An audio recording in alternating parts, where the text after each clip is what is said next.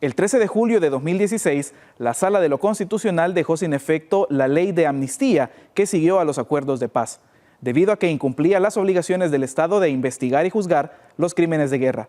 Desde entonces ordenó a los diputados de la Asamblea Legislativa crear una nueva ley de reconciliación, reparación y justicia transicional que cumpliera con ciertos parámetros internacionales y sobre todo que el Estado escuchara a las víctimas de crímenes conocidos como de lesa humanidad.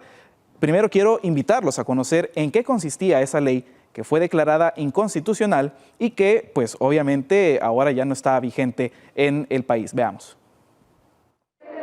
El 20 de marzo de 1993, en un madrugón de la Asamblea Legislativa que era dominada por el Partido Arena y el PCN, se aprobó la Ley de Amnistía. Esta ley fue creada un año después de la firma de los acuerdos de paz para proteger y encubrir los crímenes de guerra y a los responsables de las masacres de campesinos, sobre todo los realizados por el ejército salvadoreño. La iniciativa de esta ley fue propuesta por el expresidente Alfredo Cristiani, al que su partido denominó como el presidente de la paz. Esta ley dice en su artículo 1 lo siguiente: se concede amnistía amplia, absoluta e incondicional a favor de todas las personas que en cualquier forma hayan participado en la comisión de delitos políticos, cometidos por un número de personas que no baje de 20, ya sea que, contra dichas personas, se hubiere dictado sentencia, se haya iniciado o no procedimiento por los mismos delitos. Muchos crímenes de guerra quedaron sin castigo y las víctimas aún piden justicia.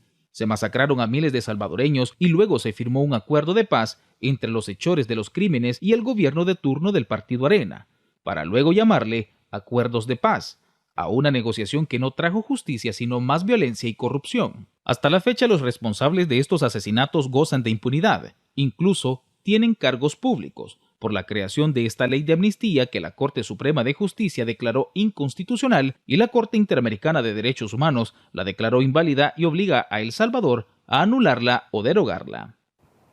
La Sala de lo Constitucional le dio varios plazos a los diputados de la Asamblea Legislativa para emitir una nueva ley de reconciliación. Sin embargo, incumplieron esos mismos plazos y de forma sorpresiva el año pasado quisieron aprobar una nueva ley de amnistía disfrazada como ley de reconciliación. Veamos qué fue lo que ocurrió en aquella ocasión y en qué ha parado esta ley aprobada por los diputados. En otro intento más de protegerse y blindar a quienes cometieron crímenes de guerra, los diputados aprobaron en febrero del año pasado una nueva ley de amnistía disfrazada de Ley de Reconciliación Nacional. La plenaria extraordinaria en la que fue aprobada se convocó unas horas antes y su contenido solo lo conocían los grupos parlamentarios que votaron para su aprobación: Arena, PDC y PCN. Esto sorprendió a las organizaciones que acompañaron al legislativo en las consultas a las víctimas del conflicto armado, por lo que mostraron su descontento con esa ley. Entre las arbitrariedades de esa normativa se establecía un plazo de 12 meses para que Fiscalía judicializara los crímenes ocurridos hace más de 30 años, obligaba al Estado a indemnizar a las víctimas, establecía la conmutación o reducción de las penas carcelarias. A raíz de esto, el presidente de la República vetó este nuevo proyecto de ley y hasta esta fecha los diputados no han planteado ratificar esta ley de amnistía.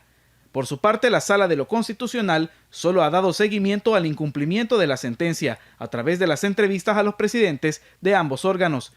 Con la llegada de una nueva legislatura podría formularse otra ley que realmente cumpla con los parámetros exigidos por la Corte Suprema en la sentencia que dejó sin efecto la antigua ley de amnistía. Los acuerdos de paz no trajeron justicia a las víctimas de la guerra en El Salvador. En opinión de Giovanni Galeas, esos acuerdos solo sirvieron para repartirse la conducción del Estado entre la oligarquía que controlaba la economía y una cúpula de la guerrilla que anhelaba entrar a la vida política del país. Pero el acuerdo mutuo fue la autoprotección y solo eso acordaron. O sea, dejaron por fuera el tema de la impunidad, por ejemplo. Y cuando hay impunidad es que no es posible que las cosas no vuelvan a repetirse. Galeas fue miembro de la guerrilla y ahora considera que los salvadoreños que sufrieron la crudeza de la guerra fueron traicionados por el FMLN porque pactaron con sus victimarios la impunidad en una ley de amnistía. Suele decirse, fue en favor de la oligarquía. No, también de la nueva oligarquía. Ahí nace la nueva oligarquía roja.